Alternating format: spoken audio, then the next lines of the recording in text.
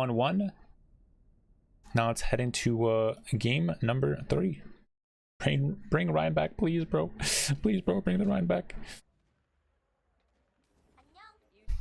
Let's see on this map.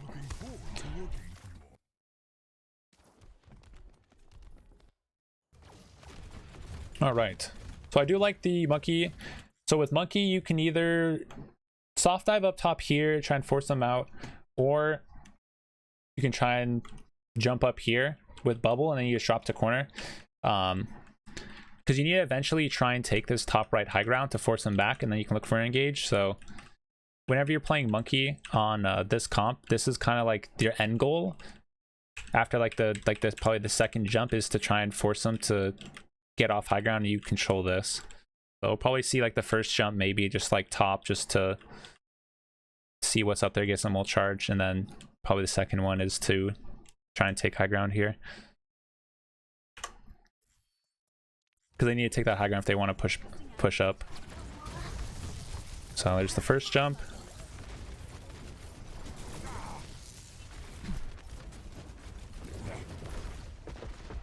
So I like taking cover there, and then I'd probably think he's probably gonna jump top left. Oh no, his team got dove, so he needs to go back. Oh, that's a huge kill to Yaki, actually.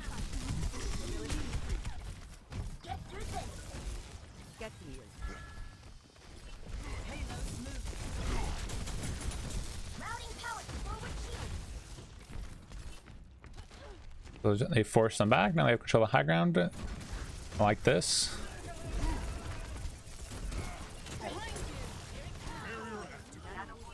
I think jumping their backline's a little bit better. They keep jumping tanks. Maybe he's trying to build primal, that's why. But you can see how like the Mayhem are always being on the offensive. Like they're always in their backline killing, jumping for like their supports and stuff like that, and then it forces like the Outlaws to have to turn around and try and focus the tanks.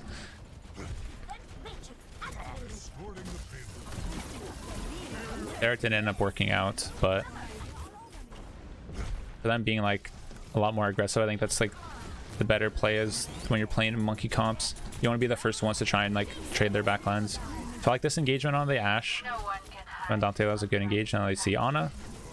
Go for the Ana. I like that. Because you can't, it's hard to really peel. Because if you do, then you're kind of just like wasting, you know, monkey's potential. So you kind of just trade the backlines, and for an attacking team, that's how you win. Oh, that's unfortunate. He's a goner. He's a goner, man.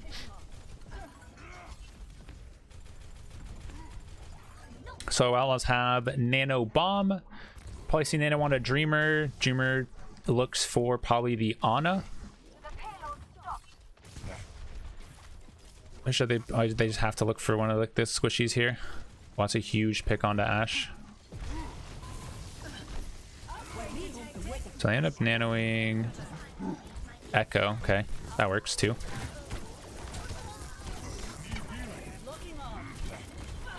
Oh, the bubble dance!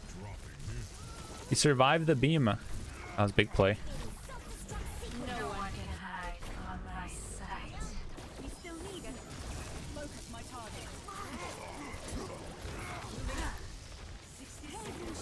Mercy is still 1. You just have to play points. I like the primal to get onto their backline here.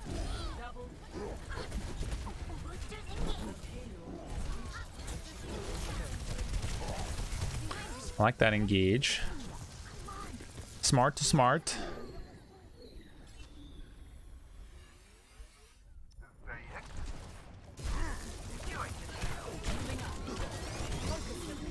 Maybe a little bit of an overextension there since his D.Va wasn't there. I think probably just resetting, taking like the high ground and holding that probably be a little bit better. He's dying to a Echo duplicating, is literally dying from monkey. See monkey do, yeah. You're right. So let's see, Dante has his ult to probably see copy onto the monkey. Probably look for like a hard dive either on like to their Ana or Mercy. And they'll probably just try and take control of the high ground here. See if he's contesting cards. Happy with a huge kill onto the Echo. He's jumping high ground, he sees the bomb, so you just get the freak out of there. Oh, that's a big sleep, but then Bob will come up.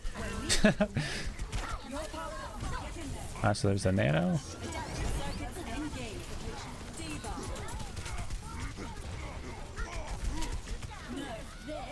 So Mayhem are doing a really good job on like choosing their engages and keeping the pressure on the Outlaws, and Outlaws haven't been able to take a really good engagement onto like their back line.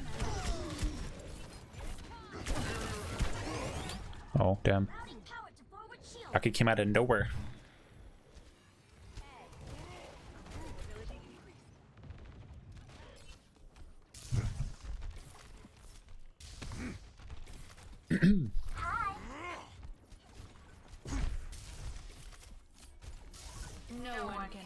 Let's see, they have Nano, so probably Nano, a Monkey, or I guess Dante again. Mayhem, since they have Primal, OG's probably gonna definitely go deep for probably Crimzo. Okay, I guess he already is now. So whenever you have Primal as Monkey, you're just gonna do like always a hard engage onto their backline. So Dreamer's forced to turn around. Sees Ashe, so I think he definitely kills Ashe here. No? He doesn't want to kill the Ashe? Okay. It's nice. Still a nice kill on the Ashe. Now we jump in their backline. I like this. Always need to try and keep pressure on the backline as the Monkey. Oh ho! Nice. He thought he was about to live. Now that the spawns are half on there, they just kill the late spawns. Nice. So Outlaws have copy to work with. I think that's okay. They're backing up. Yeah, I was about to be like, it's a little too far, I think. But holding here is fine. Ashe's users are coach gonna get top, so you probably see him jumping up top here.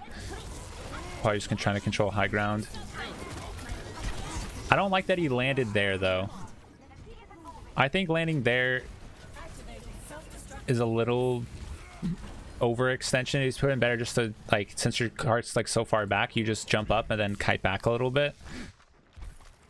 Wait for the next jump. So I think that was a little overextension, but it was still the right idea to try and clear off this high ground. What's up, Smith? Guess use bubble for bomb.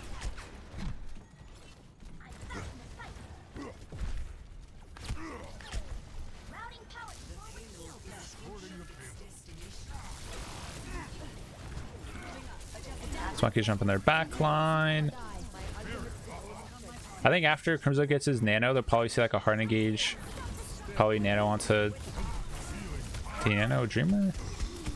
No. Did they nano Dante again? Is that who it was? Oh, they nano Dante, okay. Yeah, I guess nano Dante or Dreamer is probably like the two best. I think Dreamer went in maybe thinking he was gonna get nano, and then he didn't, and he ended up getting rolled. Landed a high ground, tickled and backed off. Yeah, that's what you would want to do. That was definitely the smarter play. That was just the DPS popped off. DPS carry. You can see that Dream's going like a little bit deep, and then hasn't been getting that much of the that much follow up.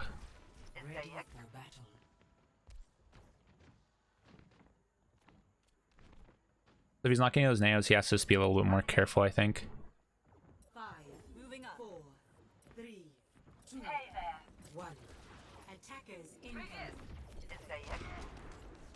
So he's just doing scouting. It's pretty smart. So I like this spot as Dreamer, since he knows that Echo's going like far left, he can just like try and hold this corner here. You can just get some free spam, you put bubble, and then after bubble goes away, you probably jump away. Yeah, there you go. I like that. because it's either you're either going to do two things as monkey. You either start up here, and if they're on like cart, you just like, if you have Zarya, you just drop down, bubble, use your bubble, and then you jump out. Or if it's, you know, you'll just drop down, do the zaps, drop your bubble, and then, you know, jump out again. So it's either like you just need to do that to try and build primal as fast as possible. So it's either you're just dropping down and doing that, or dropping to holding corner if they, you know, they don't have a stun. Because if they have a stun or a Kree or something, you're not just gonna hold here. Like Dreamerdix, you're just gonna get flashbang stunned. You have to come from the top and then, you know, drop the bubble to get spam in. So that was good, recognizing that they don't have like a stun or anything by Dreamer, and just gain extra like a little bit of ult charge there.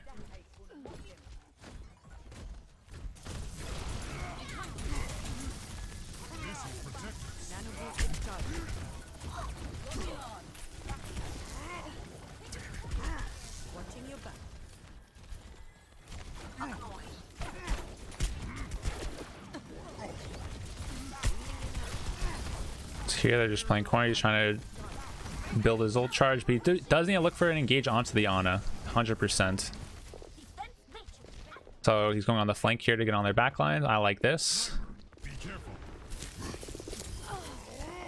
The big kill onto the Widow there, and just kills Baby D.Va. So I like that engagement there by Dreamer. Because if you just sit there and attack frontline the whole time, you get like the value. Like, it's okay sometimes just to like take that fight to try and build primal, but you always need to be looking to try and get their backline. If they dive yours before you dive theirs and they get a kill, then you pretty much lose. Ball not getting in the league anymore. It depends on what comp you're running. Like, you could see that they're running ball before, but if you're running like an Ana comp like this that you need like easier engages, like Nano Monkey or Nano like Echo or something, Nano is just a lot better of like a comp, and then Monkey just allows you to get that like free damage. Like Ball, you can matrix all his like damage and stuff like that. So Ball is better on survivability maps, but Monkey is way better for like sustained damage and getting like hard engages. So you can see that they got the OP, try to counter dive, taking on their backline, but that was a good boop by their D.Va.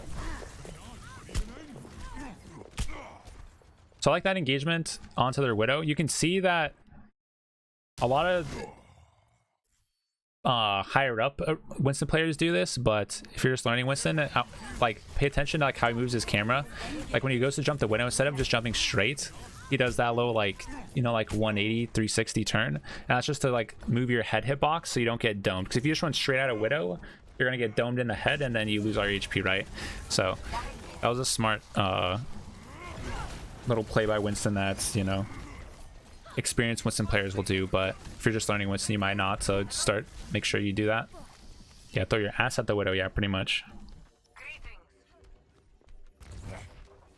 So hopefully we see Dreamer with his primal. He'll probably go deep, trying to kill like their backline here. So I think he sees where their Widow is. And he has his primal, so he knows he can go like pretty deep here for it if he needs to. So they're diving their backline. I still think Dreamer should be a lot more aggressive. Like, he's pretty much shooting their backline. There we go. I like this a lot better. You gotta end up getting sleep though. That was a good sleep. But as you can see, like Mayhem are kind of always keeping the pressure on the Outlaws in these last couple of fights, and I think that's like going into the Mayhem's here because they have all this extra point control. If Dreamer was to be a little bit more like aggressive and setting like the tone, then it forces the Mayhem to be on like the defensive, and then Outlaws have all that extra space. So now they're forced to, like, you know, come back, help their backline, or if they don't help their backline, then they end up just winning the trades.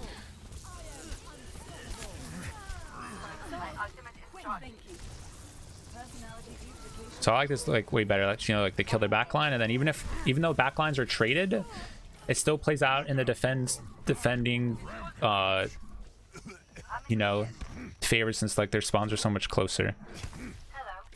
So that was a way better engagement with Outlaws, and I just have to just keep doing that. Like if they push up, hey, jump for their backline, and especially since he has primal as well still, There's no reason not to try and keep the pressure on them.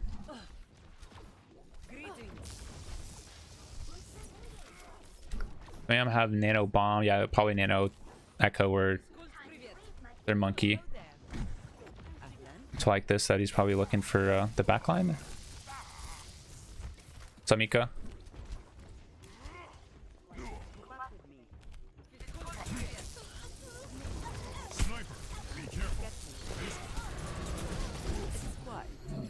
They're trying to get high ground. That's a good little boop.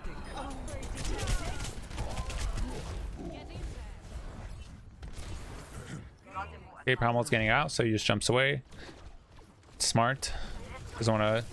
Don't need to overextend and overstay your welcome. We have no cooldowns and die. Oh, he has no bubble or no escape.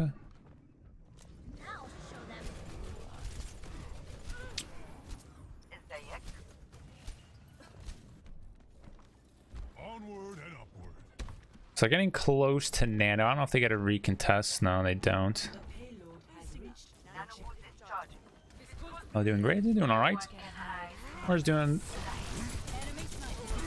some VOD reviews. You guys can be top tier main tank players. Understand why you do engages or how to play certain comps. A little bit. I think a more extension. I think if they cap points, it's better just to play this. If he would just stayed out this corner here, since his team wasn't hard engaging with them, I think would have been a little bit smarter of a play. They do have Grav, Nano, Rally, so they should try and up the pace. Especially since they have the Brig now, they should be like hard engaging because they need to get their Brig in range. Especially, I know they don't really have that much either, so you'll probably see like a fast engage by the Outlaws here, hopefully. And the main tank player sounds like an awful time. Yeah, but you're always getting poked out. You have to lead your team. It's a lot of pressure, a lot of brain power need to be used. So it's a good nano engage.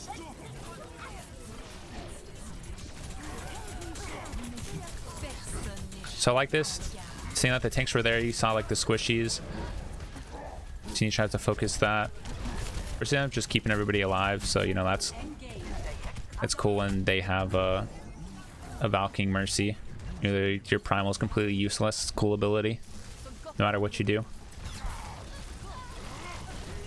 Alright, so like this, he sees the Widow, tries to get up. That was a good boop by Gargoyle there to stop his jump.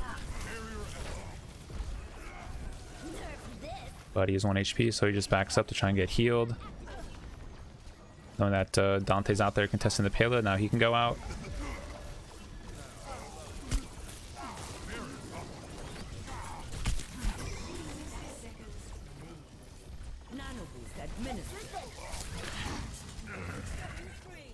Now they're just stalling on point. He's trying to look for one of the squishes, so nice, that's a good Widow jump there. Damn, and then Widow uses grapple to get away.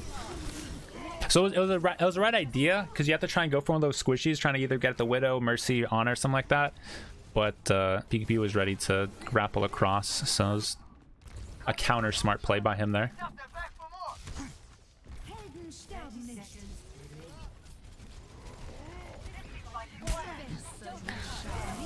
The other person about to die on point, so Dreamrest is trying to get the point contest.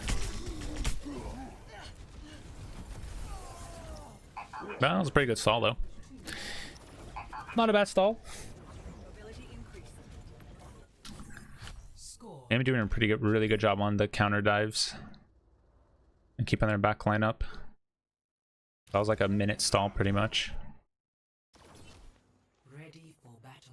Ready for battle.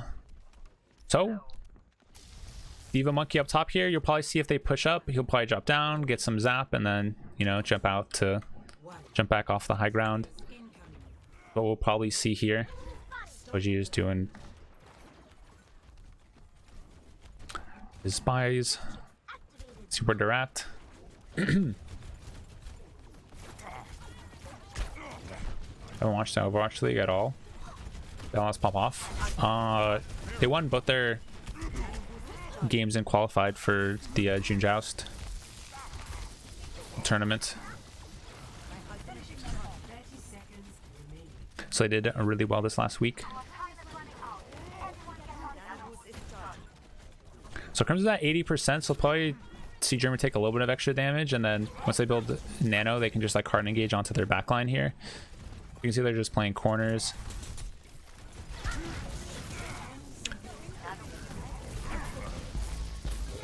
So G with the hard engage. They Nano Dante.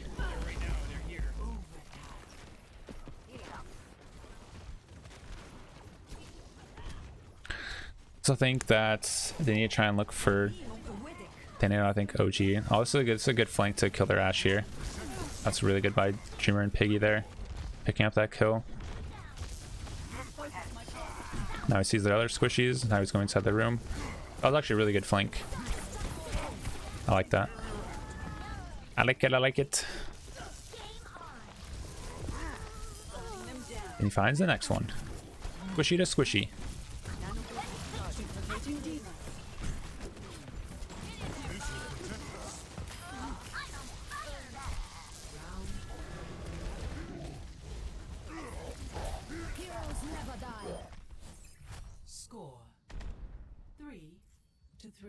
All right, not bad.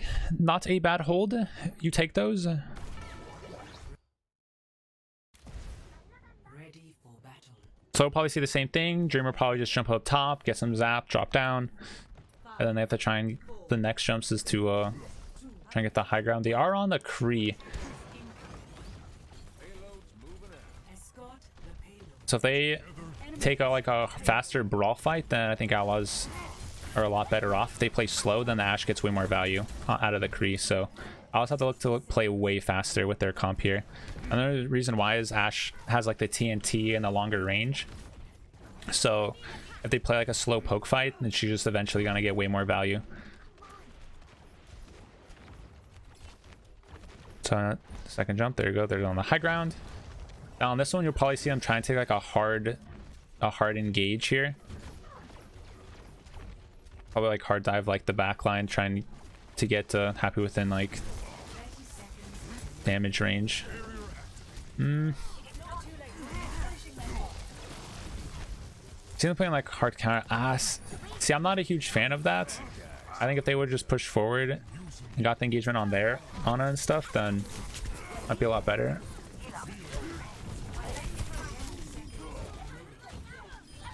Dante and Piggy end up popping off, or Happy did.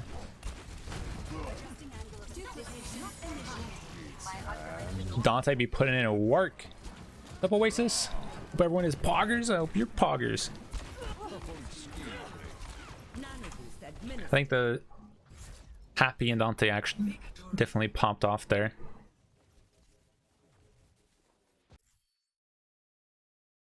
I think they definitely need to be a little bit more aggressive onto the back line, but ended up working out because Happy got some picks, but definitely could have turned out not the best. But I guess doing like the counter dive and stuff can work with the Kree.